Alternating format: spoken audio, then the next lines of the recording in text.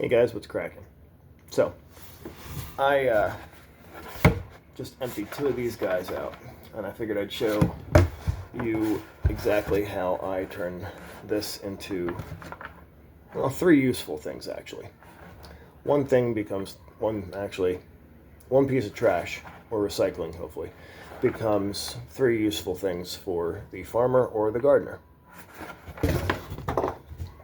So, first, you can usually find a seam where the two pieces of plastic were brought together. It's usually a little stronger there because they've fused the two pieces, and that's usually where I like to try and make my first puncture.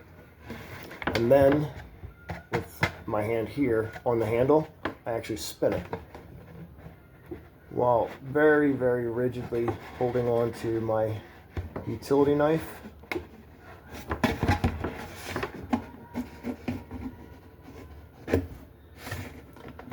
Wish I had more shadow. It's kind of hard to see. So you can see I'm just spinning it like that and going right along. Essentially what I want for plant tags is I just want that smooth center part, okay?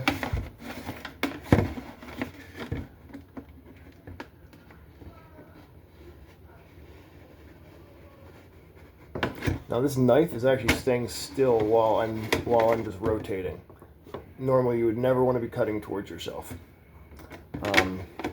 There's certain situations where it's kind of crucial that you do, but you just need to know that when you cut towards yourself, it's the only time you cut yourself.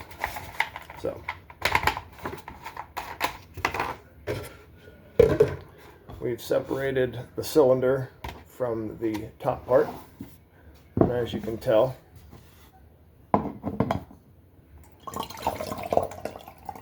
we've just made ourselves a little funnel, if you need a funnel or something. Or you can also turn this,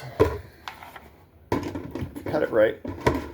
If you cut it on an angle going down this way, you'll make yourself a feed scoop. Very, very handy. And now, there's another ridge that I want to separate my plant tags, because these are my future plant tags. If you're cutting through, don't have your hand inside, obviously. Well, maybe that's not obvious. Don't have your hand in there. Don't ever cut towards yourself. Again, cutting into that part where the seam is, because it's a little stronger there. Now, I'm going to try and rotate this like this. Now, you can obviously use scissors. I find that scissors kind of like bunch up and then they make a bunch of like awkward, I don't know, just makes awkward cuts. I feel like I've always got a utility blade in my pocket. They just come in super handy. And when the blade gets dull, you just toss it and you just replace it. It's amazing. So I just looked away from what I was doing and I almost miscut. Not myself, but I almost miscut. So now my plant tags are all separated, and if I needed it, I now have a plant saucer, plant tags, and a funnel from something that was just about to go into the recycling bin. Now,